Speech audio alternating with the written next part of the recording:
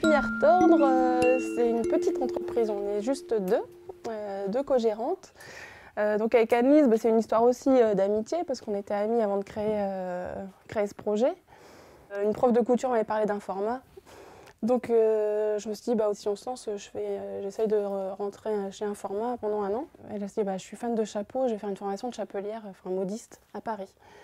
Donc voilà, en fait, ce qu'on s'est dit, c'est qu'on prend 1 an pour se former et en même temps cogiter dès qu'on se voyait ce qu'on avait envie de faire. Donc en même temps, rencontrer des gens aussi pour avoir leur avis. Initiative plurielle avec la BGE, tout ça, donc c'est tout en même temps la même année, parce qu'on voulait respecter un timing.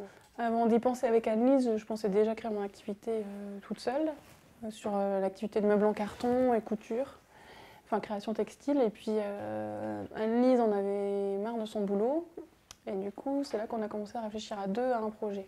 Le projet à la base, c'était un café-atelier couture, donc où il y aurait un espace boutique. Donc on a vu les prix des locaux à Lyon.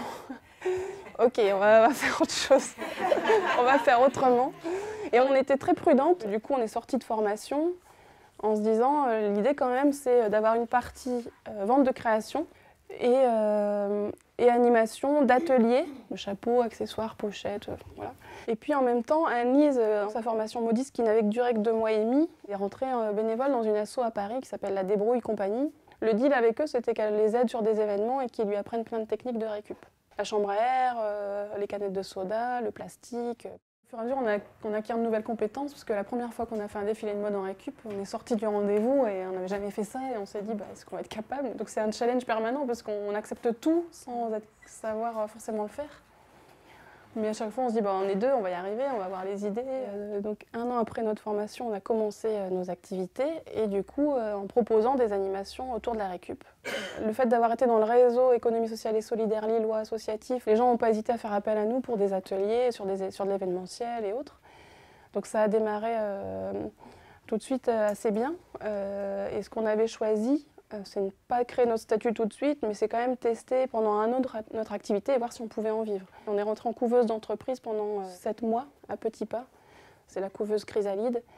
Et donc voilà, donc eux étant dans l'économie sociale et solidaire, ils font réfléchir aussi à notre démarche, à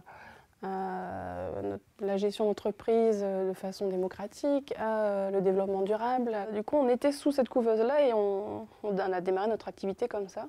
Donc, comme on voyait que ça marchait, on est sorti de la couveuse et on a créé une scope.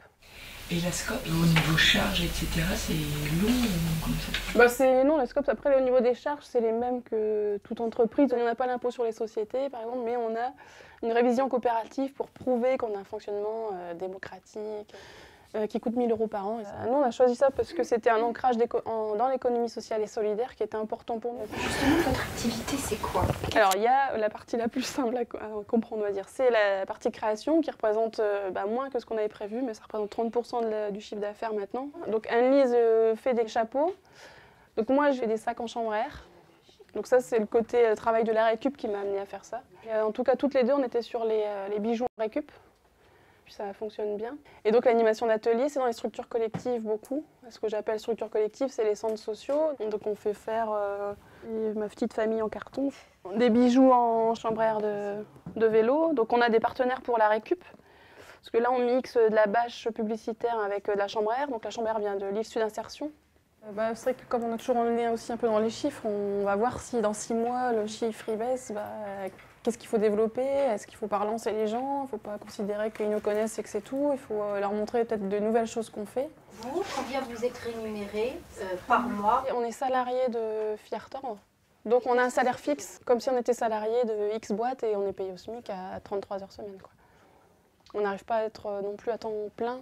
Mais après, c'est vrai que c'est le choix qu'on a fait d'être en scope et d'être salarié et de s'assurer un salaire fixe. Alors même si c'est un SMIC et c'est pas énorme, pour nous c'est génial parce qu'on en vit quand même.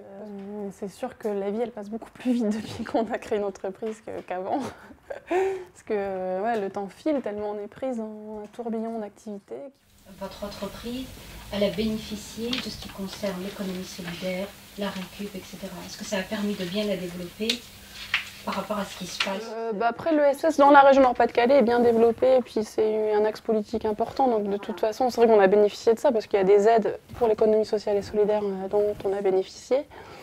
Après la récup, au moment où on a créé, ça venait dans l'air du temps, donc c'est ça qui nous a fait se développer vite au départ, quoi. On ne l'a pas fait parce que c'était un phénomène de mode, on l'a fait parce que c'était les valeurs qu'on portait, quoi.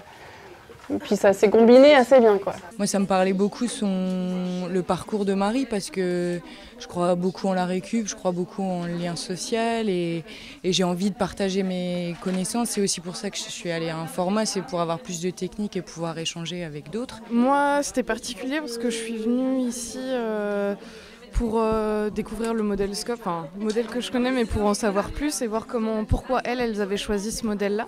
Parce que je travaille dans une structure qui est dans une coopérative d'activité et d'emploi. On est dans la vraie vie, c'est un vrai partage d'expérience et je pense que pour le groupe que j'accompagne, dont la plupart se destinent à la création d'entreprises, c'est fabuleux d'avoir des clés, et puis de connaître ce qui a fonctionné, ce qui n'a pas fonctionné. Donc oui. Enfin, ça s'illustre bien en tout cas dans le cadre de mon travail, vu que je suis partenaire de la création. Pour moi, ça donne du concret, c'est de l'exemplarité, c'est un retour avec un vocabulaire qui est accessible aussi pour le public du coup. Donc voilà, ça prend totalement son sens de sensibiliser les gens à travers ce genre d'action.